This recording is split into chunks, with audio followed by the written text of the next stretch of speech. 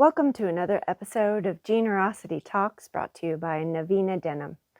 I'm Christina Brocato, sales manager based in Los Angeles, and I have a colleague, Scott Gress. He is based in Connecticut, so Navina has you covered. East Coast markets, West Coast, and everything in between.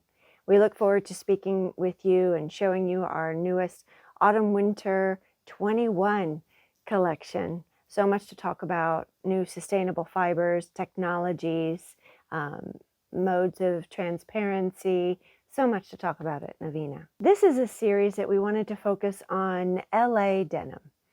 LA has been a source of inspiration for people all over the world in the industry because of our thriving surf, skate, vintage, rock and roll, street style that only Southern California can bring. And in the early 90s, there was a thriving manufacturing of mass production of denim. And as sourcing goes, sourcing strategies changed and everything moved offshore. So there was an opportunity. And LA is also known for its wide, vast pool of talent and an opportunity for entrepreneurs to emerge. So herein comes premium denim with Earl Jean, Seven for All Mankind, J Brand, Hudson, True Religion, and the list goes on. And it evolved from there. So we'd like to talk to the cast of characters that have been involved from product development, design, business owners, sewing room floors, factory workers, and the laundries that brought these products to life. As we look forward, in planning our future, and most of us as individuals and as businesses, we have realigned, reimagined, reconfigured, restructured what our future looks like based on our current conditions and based on some shifts within ourselves and within the collective. So here we are today. It's important when we look forward, we look back at our history. And looking at the cast of characters, today we're bringing you Heather Morton. I've known Heather for so many years. She has had 15 years experience plus in the denim and fashion industry. 10 of those were spent in the premium denim sector, and with Earl Jean, J Brand. These are the birthings of these brands: Hudson, Gap International Sourcing Office, Lucky, and over the last 5 years, she has started a consulting company called Bluesalt, working with individuals who want to start a new brand but just don't know how. Here is these entrepreneurs with an idea, and she brings the expertise from her product development background, from denim, knits, tailored wear, silks, to these clients. So new entrepreneurs, as well as existing brands who want to add on more of a broadened scope of their brand presence. She can help them execute in LA. So without further ado, I'd like to introduce you to Heather Morton of Bluesalt, and we look forward to seeing more of you and bringing more of our cast of characters from LA to share some of their experience in the industry over the last several decades. Thank you so much. Have a great day.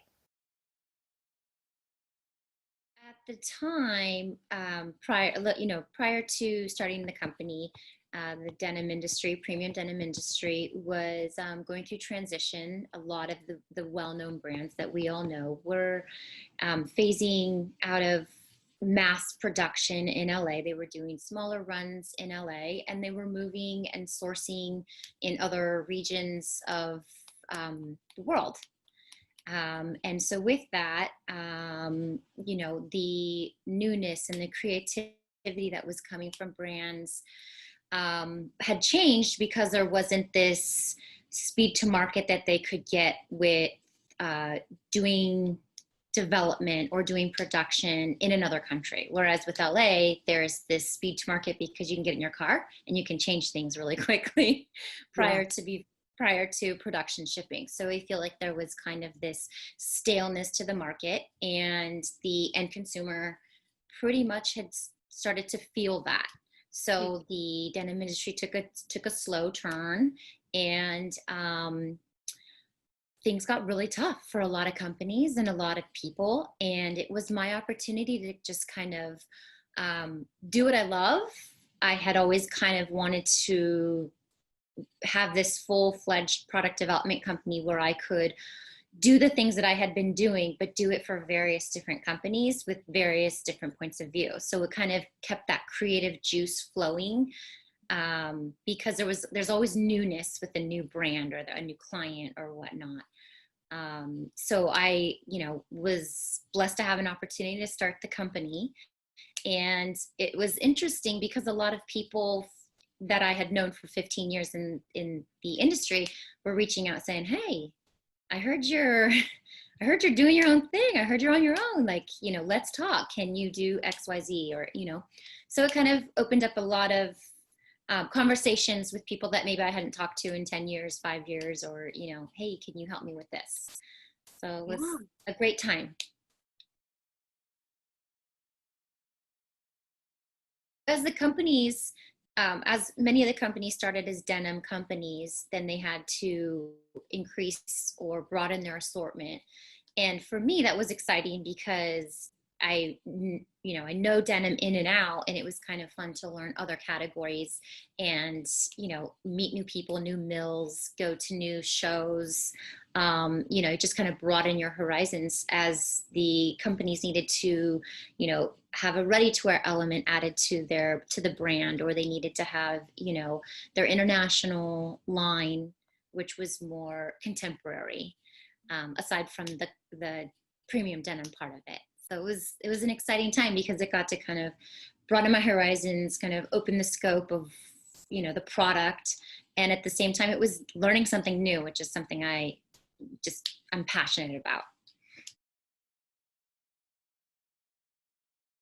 So fun because you could see the fruits of your labor, and if something wasn't working, you could change it real quick and have it in store 2 weeks later or whatnot. And that was what was like the energy and the excitement of the premium denim industry. There's a couple facets to that. So, I mean, we have been a manufacturing destination. LA has been a manufacturing destination for decades. So you have people that are still sewing today that were sewing 30 years ago, maybe even more. And so there's an experience that comes with that. There's also like an artisanal craftsmanship to that because they really take pride in what they do. And so that's one piece of it. But then there's also another part of it that I can go run down, down to the sewing factory, down to the laundry, or wherever it may be, and work with the person that's actually doing it. And we can work through any little nuances that may come up, because there's always nuances that come up in product. But I think just having that close proximity and then the years of experience really makes a difference. And I think that also having the pride, if this isn't just a job for people, this is a passion. It gives them an opportunity to get a read. It gives them an opportunity to, look at their margin structure and see if it makes sense. And then for the smaller startups, they're not even really looking at the wholesale aspect of it yet because it takes so much to get to that point. They want to go straight to consumer, which then allows them to be, competitive in price, with amazing quality, because most startups that I work with, every startup I work with wants quality goods. And so you're going to get that in LA, where you're going to get the best quality in LA. And they're going straight to the consumer. So their margin is not as hefty as, say, some of the bigger brands who have built their whole brand around a wholesale structure.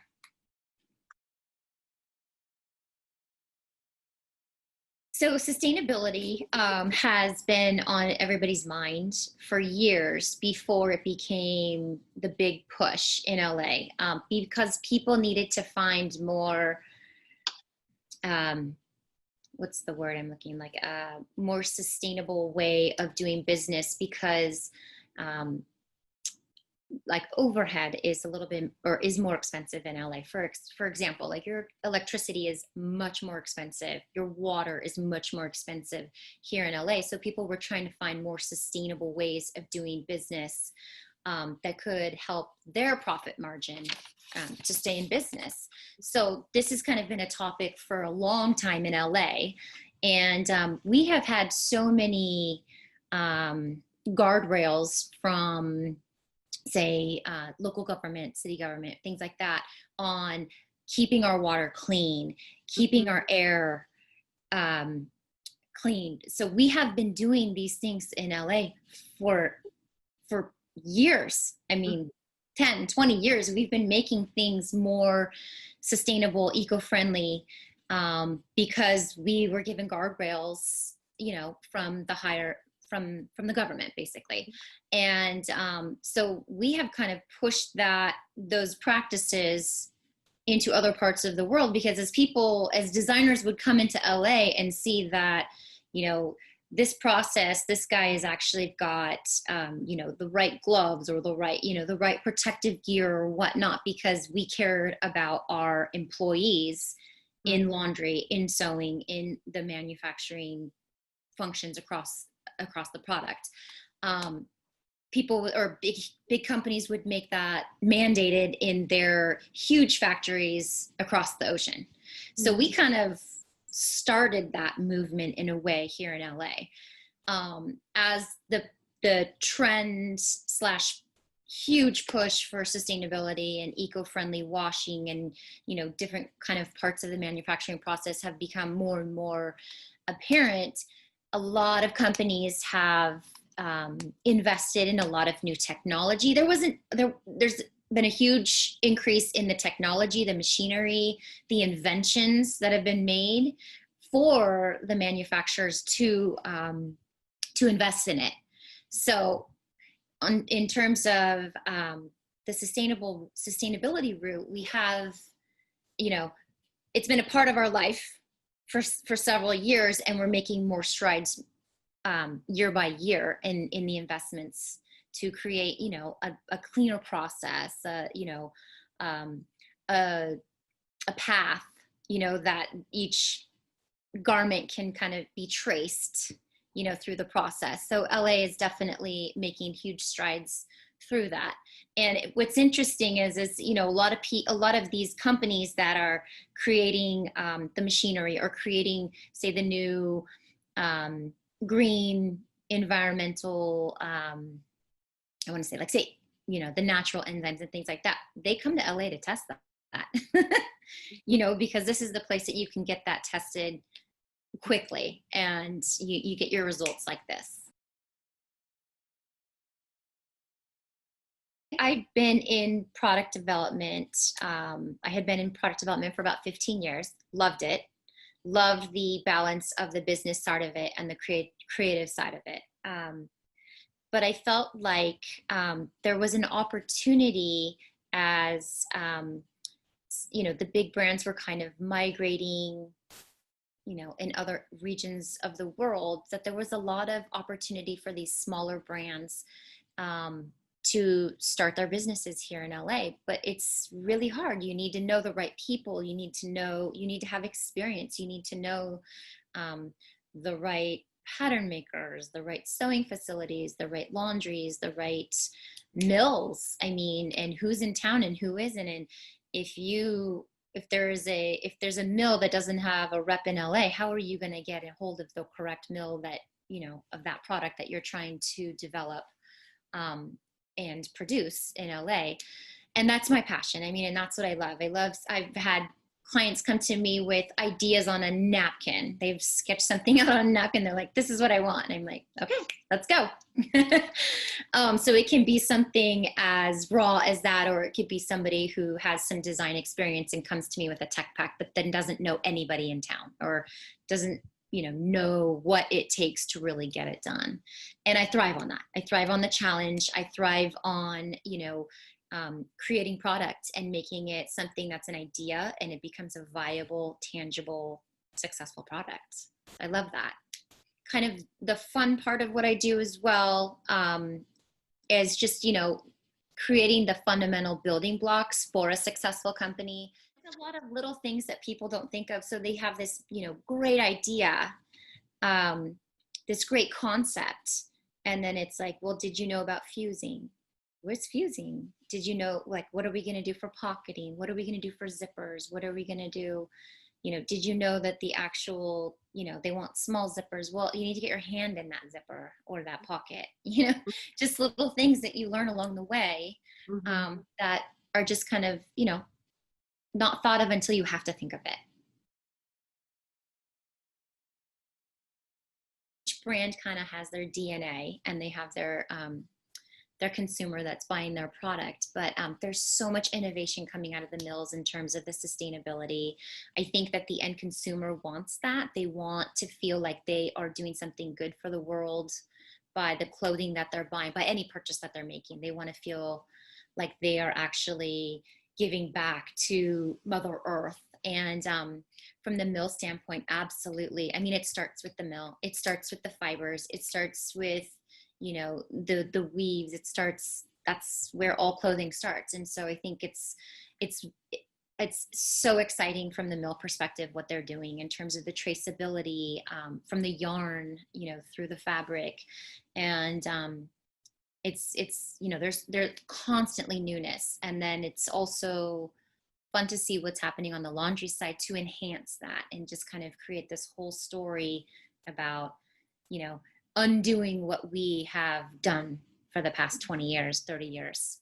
Well, it all depends on your consumer. I do feel like there is kind of this push for more comfort or less stretch. We've just been in this kind of gummy trend for so long that I feel like it's, becoming more exciting to feel non-stretch denim. You kind of get that more authentic feel.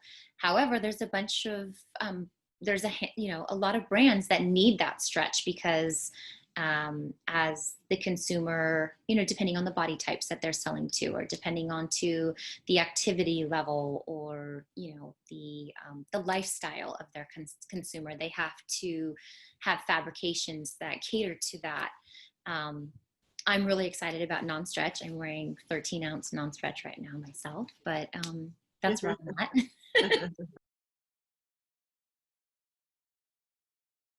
I left Premium Denim and went to Gap, and that was an exciting time too, because Gap was actually really kind of booming and growing as well.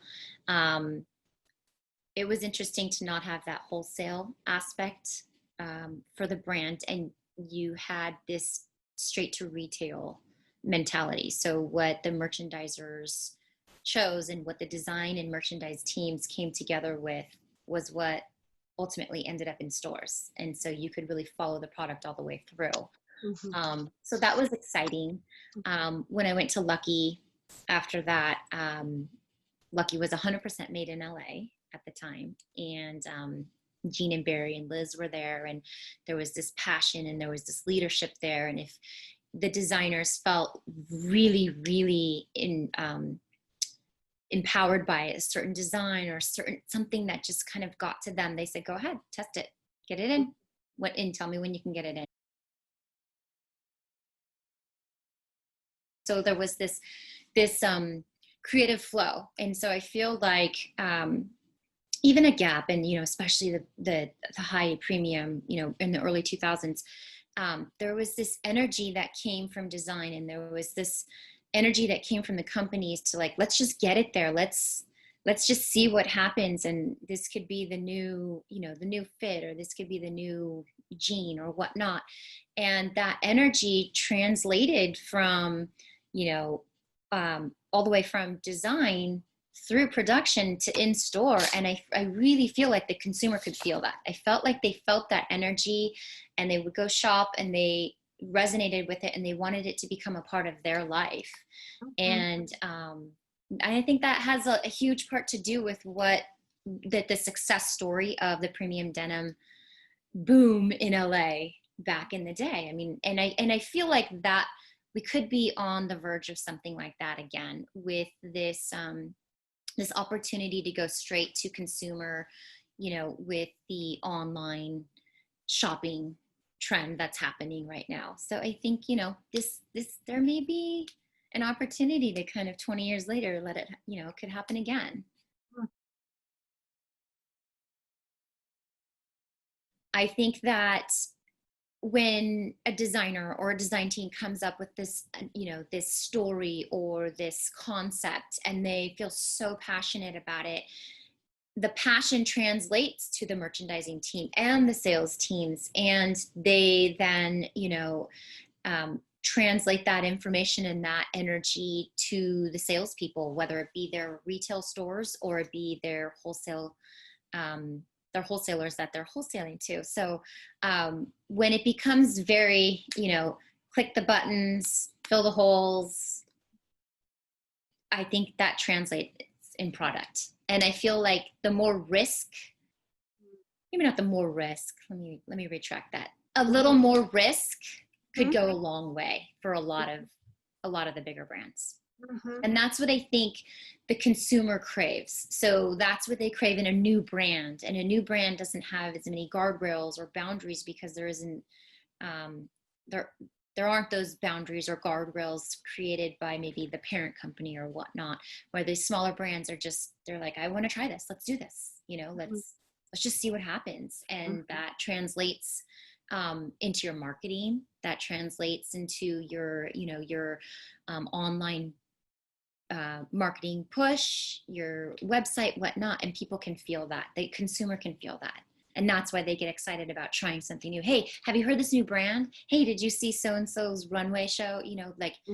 There's some enthusiasm that goes from product to consumer all the way through.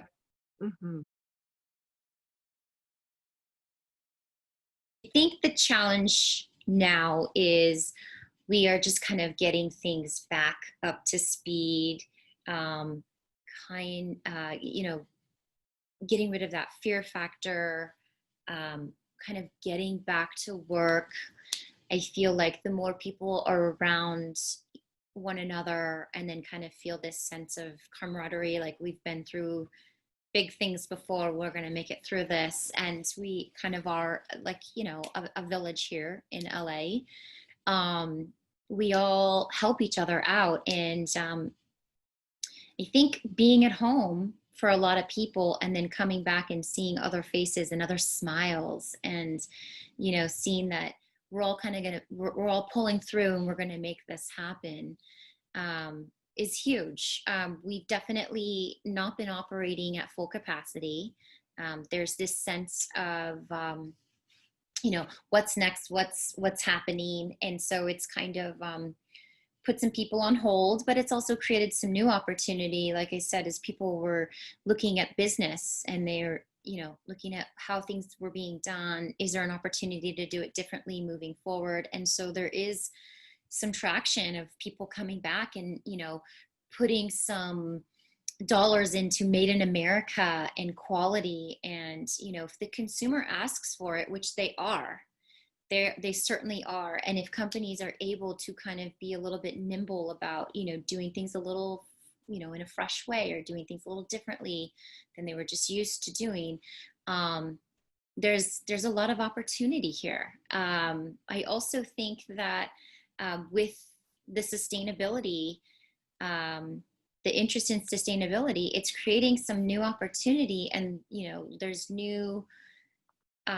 experiments that are being made, and there's newness in terms of design because things are being done differently. There's new chemicals, new machinery, there's new ways of creating products, and that creates newness in design. And instead of doing a new version of something that's already been done, companies are doing new products, which is exciting. So, and then doing it here in America, doing it here in LA is really important for a lot of consumers.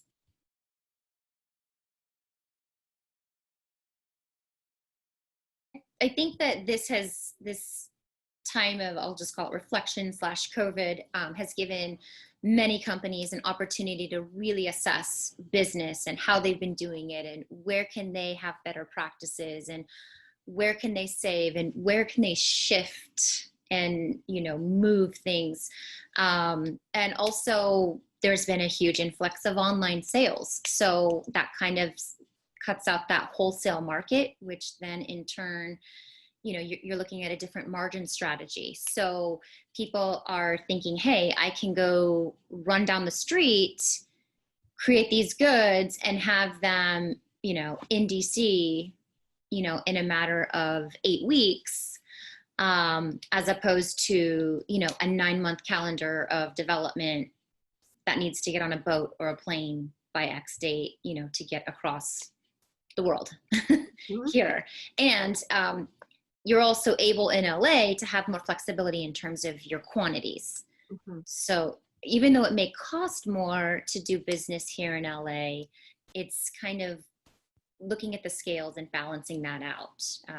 Less quantities, let's test it. This is kind of how the whole premium denim market started in the first place, was let's go test it with a few hundred units or whatnot, which was a small buy then, and see how it checks, and then we'll put in units behind it. So now you're able to do that again, get those smaller units in, get quality product, get the skill, get the craftsmanship that we used, that these brands used to have, or these newer brands are, it's very important to these newer brands, and then get it in store or get it online and get it to the consumer and understand what the tracking rate is on that. Thank you so much for your time. And with that said, wish you the best of luck as we emerge from this. Thank you for joining us for another episode of Generosity Talks by Navina Denim.